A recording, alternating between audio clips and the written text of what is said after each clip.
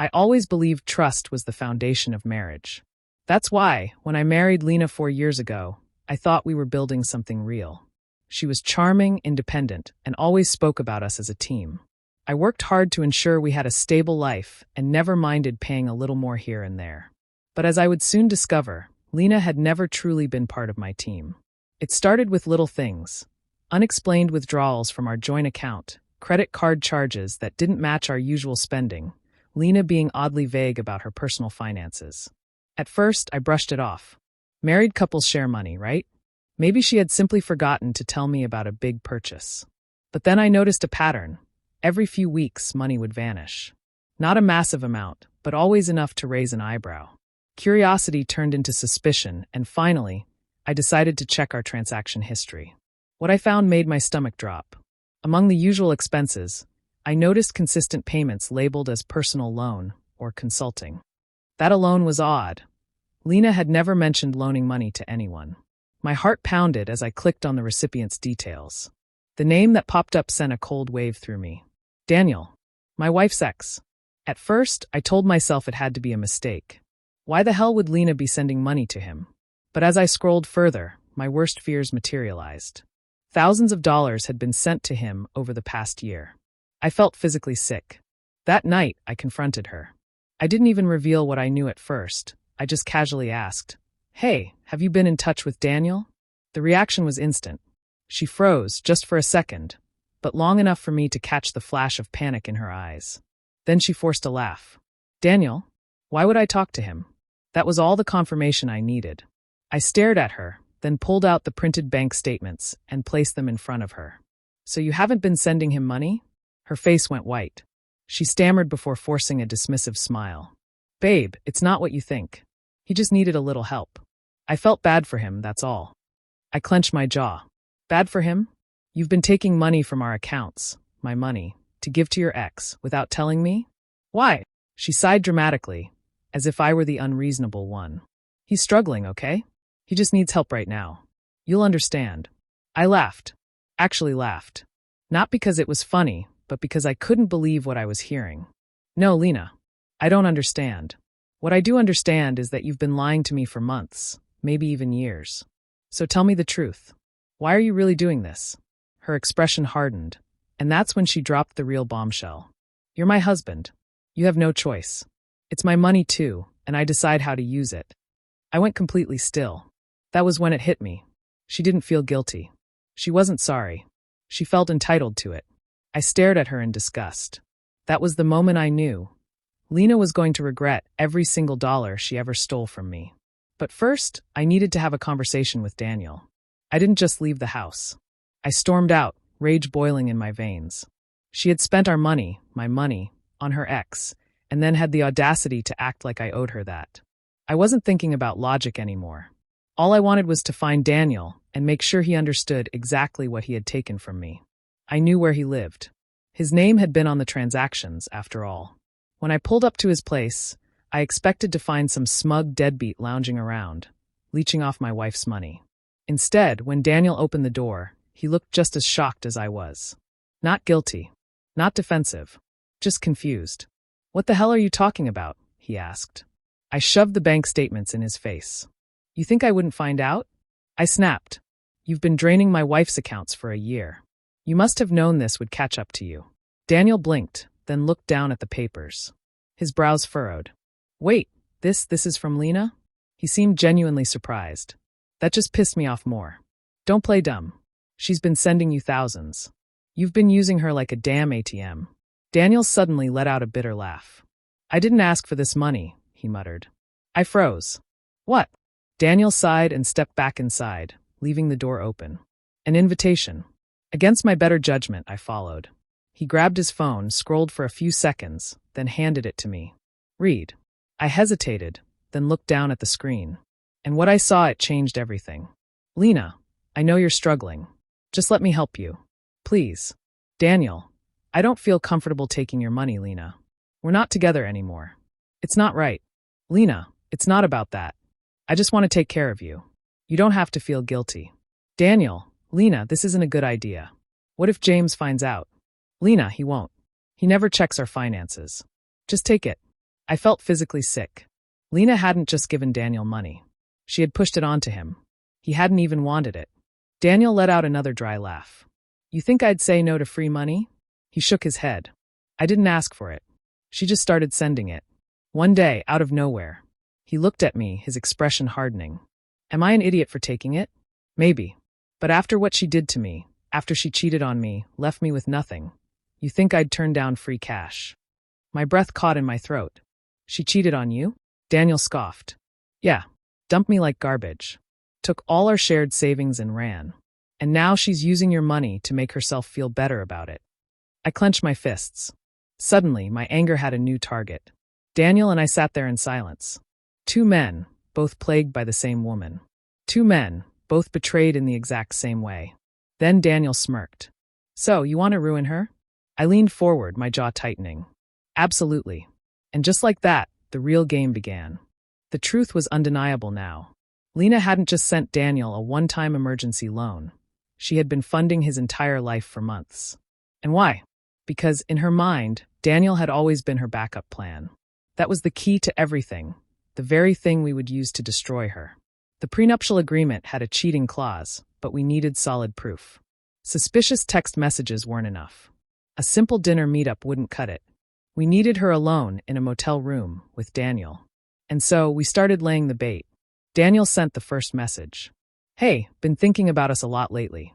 What if we talk in person? Her response was instant. I'd love that. I miss you. That was all we needed. Over the next few days, Daniel turned up the charm.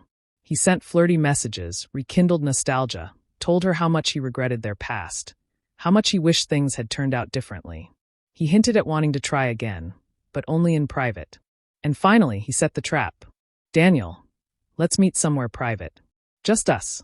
I want to see you. Lena, where? I'll come right now. Bingo. Daniel booked a cheap motel room. Lena rushed there without hesitation. She checked in, walked into the room, and locked the door behind her. That was all the proof I needed. But to ensure this plan was bulletproof, we had one final step. Daniel waited exactly 5 minutes inside the room, then sighed dramatically and looked at her. Damn, I forgot. I have an emergency. I have to go. Sorry, Lena. And just like that, he walked out. Now, let's be clear. I wasn't some fool setting up my wife to cheat. I wasn't testing her loyalty. I was simply a husband gathering ironclad evidence of infidelity. The moment she checked in, she had sealed her own fate. I had it all. Motel check-in records proving she entered a private room alone with Daniel. Text messages dripping with romantic intent. Surveillance footage of her arriving, eager, excited, without coercion. And here's the best part. The prenup didn't even require physical proof of cheating. All it needed was proof of intent. And Lena? She had gifted me that proof on a silver platter. The next morning, I handed everything to my lawyer. By the time Lena got home, the divorce papers were waiting for her. She tore the envelope open, her hands shaking. What is this? She whispered. I leaned back in my chair, arms crossed. Oh, just me invoking the prenup clause. Her face went pale. Wait, no. You can't. I pulled out the paperwork, tapping the clause with my finger. You cheated. You violated the agreement. Which means, I slid another set of documents toward her. You owe me everything. Her eyes darted across the pages, scanning the financial penalties, the total amount owed. I watched as the reality sank in. Every single dollar she sent to Daniel, she had to pay me back. On top of that, she owed me an additional financial penalty for infidelity. She was walking away from this marriage with nothing. She started hyperventilating. No, you set me up. This isn't fair. I tilted my head. Really? No one forced you to check into that motel, Lena. She collapsed onto the couch, trembling. I grabbed my keys, turning toward the door. Then I glanced back, smirking. Oh, and one last thing. I paused. Tell Daniel I said thanks. Then I walked out, taking everything with me. The courtroom was silent. Lena sat across from me, facing me for the first time since she had received the divorce papers. She looked different. The confidence? Gone. The smugness? Shattered. The entitlement? Completely erased. She wasn't the same woman who had once looked me in the eye and said, "You have no choice." And sitting beside me? Daniel.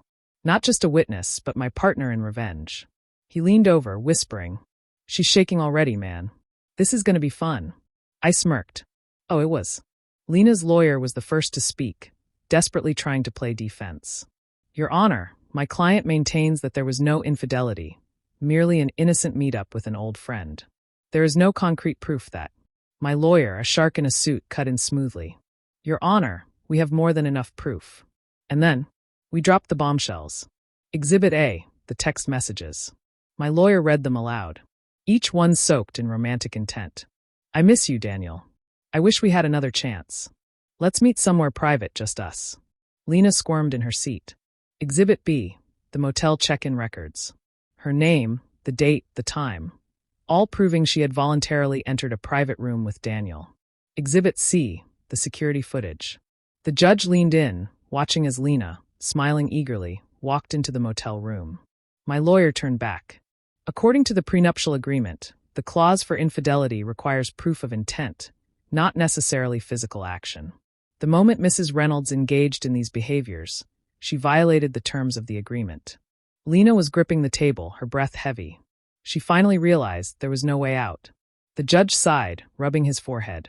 Then he spoke. Given the overwhelming evidence presented today, the court finds that Mrs. Reynolds did indeed violate the infidelity clause of the prenuptial agreement.